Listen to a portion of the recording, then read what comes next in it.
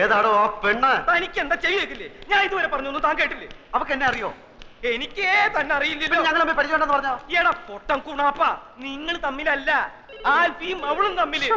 അയ്യോ, ഞാനൊരു കാര്യം പറയാം. ഞാനായിട്ട് വാ തുറന്നൊന്നും പറയണില്ല. പക്ഷെ വേറെ ഏതെങ്കിലും വിധത്തിൽ സത്യം പുറത്തു വന്ന എന്നെ ചതിക്കരുത്. ഈശോട്ടോ, എന്നെ അവതാളത്തിലാക്കിയാലേ ഞാൻ തന്നെ കൊണ്ടേ പോവും. അല്ലെ അവളോട് വിളിച്ചു പറയടോ ഇങ്ങോട്ട് എഴുന്നള്ളണ്ടാന്ന്. ഞാൻ പറഞ്ഞ അവള് കേക്കില്ല. നല്ല അനുസരണമുള്ള മോള്. അതല്ല, അച്ഛൻ എന്ന സ്ഥാനേ എനിക്കുള്ളൂ.